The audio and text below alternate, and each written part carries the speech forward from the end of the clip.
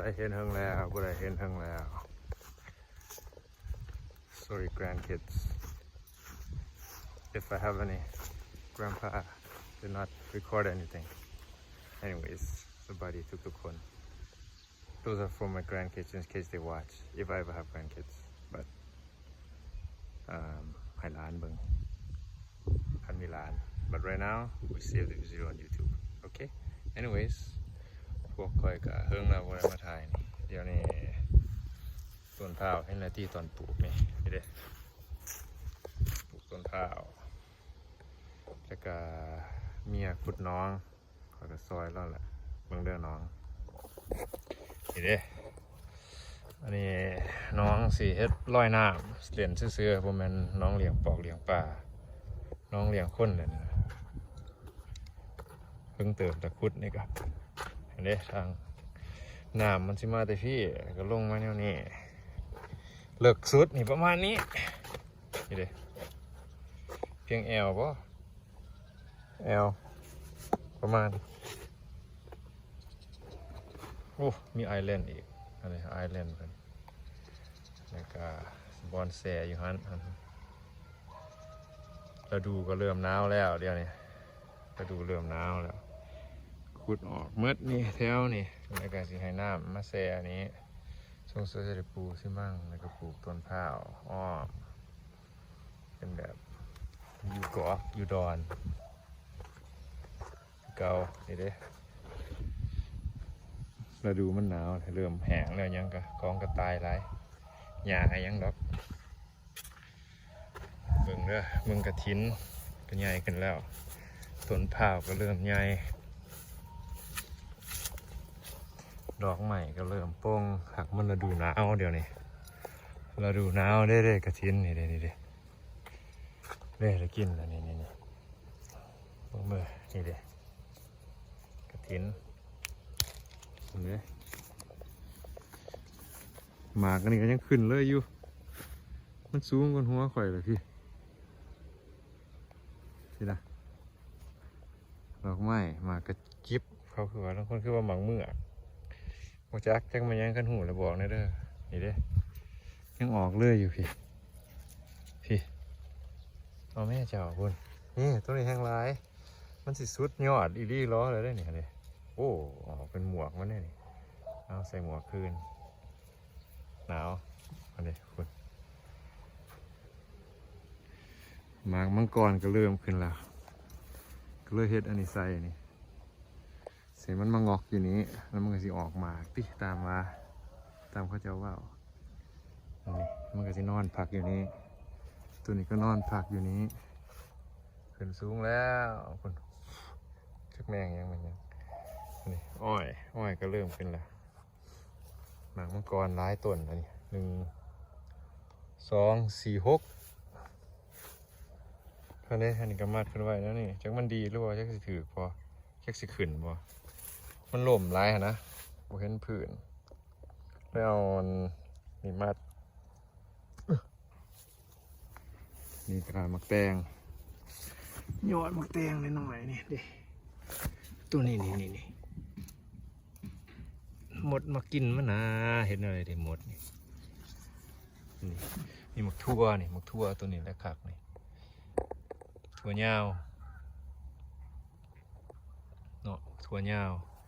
นี่ก็พักกินกาแฟพักใบมันเป็นสีม่วงอันเด้ได้จากต้น2 กอ 2 ต้น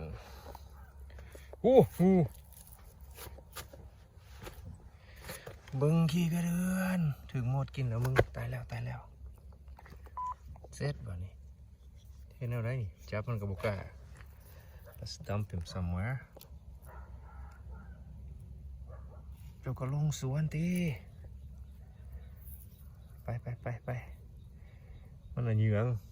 มันบุกาจับหรอกเหยืองมันจะมันไปถิ่มใส่อันนั้นก่อนไปเรื่อยๆอุ้ยตกเอาลงนี่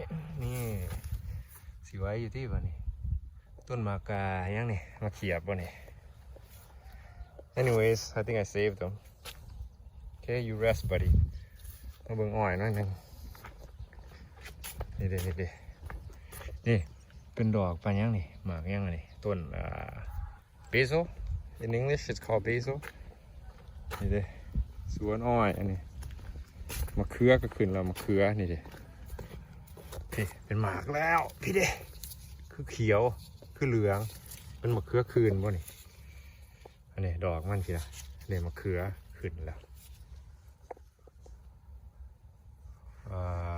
นี่เด้ yeah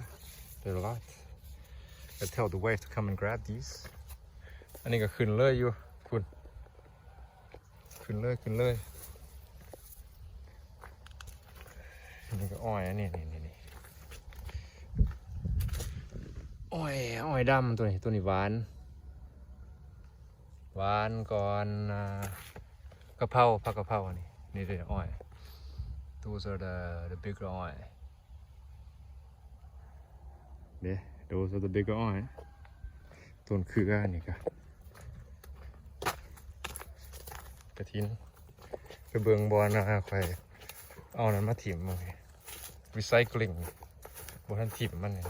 ต้องหา upcycle หลายอีหลีนี่พุ่นกินมาเป็นจักปีแล้วเนาะบอลถิ่มกองขี้ดินก็อยู่นี่เด้นี่พุ่นกองขี้ดินเด้พุ่นเดี๋ยวย่ามมันนี่ดอกอันนี้ก็ออกแล้วดอกหางแมวบอกหางหนูหางกระหอก something different I haven't seen it looks like this looks very nice winter plant I guess อยากให้มาเบิ่งอันนี้เด้อมันนี่เด้อนี่ยังเป็นดอกคือดอกกระจิ๊บเนาะ looks like the wheat plant look at it it's like a wheat tree look at that คือใบซ่าเนี่ยมันซ่าว่าประเภทเอามาต้มกินได้บ่นี่ anyways นี่เด้ว่าเสร็จผู้อยู่นี่แหละผู้น้อย it's pretty deep look walk out here the neighbors passingเป็นหมดรถเนเบอร์เนี่ยยังมีขี้ไก่เสยทางออกหน่อไม้ผมเป็นหน่อไม้ต้นไผ่อันนี้ yeah so it's coming along in the winter time everything kind of shuts down a little bit plant some more potatoes สิงไข่ that's it what the hell is it called in English I forgot talking to my bro from Canada today ก็ซ้ำนี่อัปเดตเที่ยวนี้ก็น้ำไม้มันออกหมดแล้วนี่สิเฮ็ดบ่อนั่งเฮ็ดบ่อนั่งนี่ก็บ่อนั่งเนี่ยโอ้ยังแตกแล้วไฟแตกแล้วเบิ่งทรงเผาขี้เหงื่ออยู่ให้มาเบิ่งบอนกอสิกอบอนwhat do you call it เฮือนครัวอยู่เนาะนี่เด้ตั้งเสาแล้ว1 2 3 4 somewhere แล้วก็ได้ปูอันนี้เด้นี่เด้ปูสิวางทางเข้านี่เข้าไปสวนนี่เด้ซ้ำนี่ประมาณเดือนหลายนี่เฮ็ดไปนี่อีกเมียเฮ็ดไปพูด walk that way into this part of the jungle and hopefully มาหุ้งขึ้น right now there's a lot of male here male มาหุ้ง tree I don't know this one is this one here นี่ดิเป็นดอกหลาย anyways I'll show you นี่ต้นมะหุ้งมันดอกหลายนะนี่ so what I did ตามเขาจะเห็นให้มันเป็นกระเทยว่าซะ it's funny how they use words like that in terminology for this so you poke them with sticks and this will turn the male tree or a female tree into a gay tree I don't know what that means but they said เป็นกระเทยand then they'll produce fruits so here ต้นมะฮุง นี่ต้นมะม่วงสูงขึ้นแล้วพุ่นโอ้ยหมดมาเฮ็ดห้างอีกแล้วอันนี้ so I gotta get rid of all this here all this section ทั้งหลายอัปเดตซ้ำนี้ยังอยู่สวนคือเก่าอันนี้the bitter fruit section man potato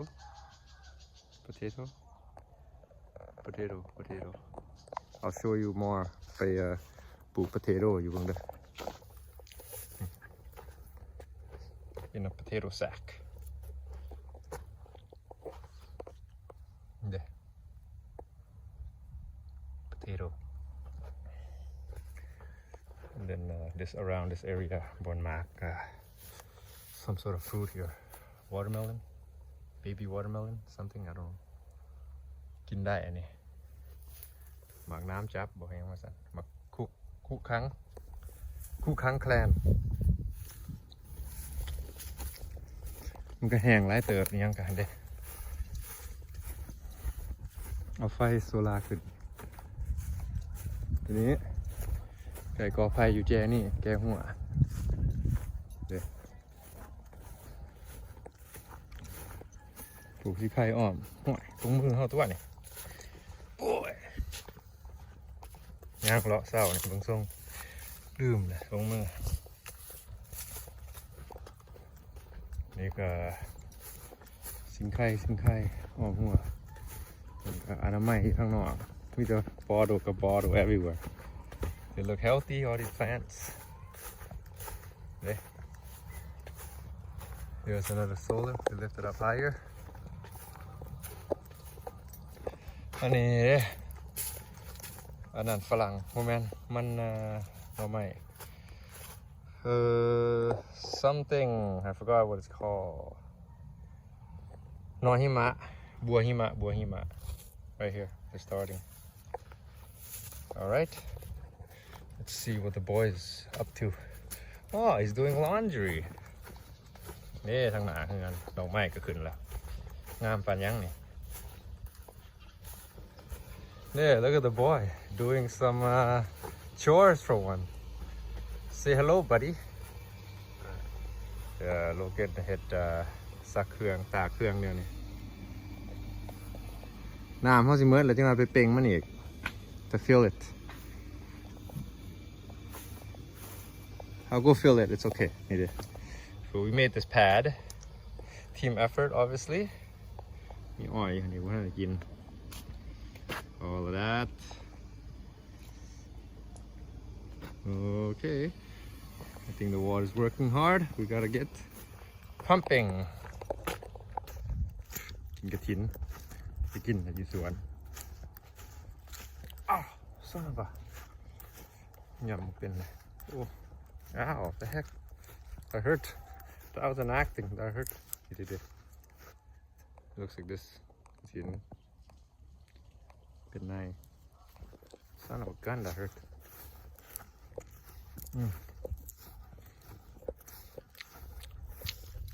so anyways this is where I'm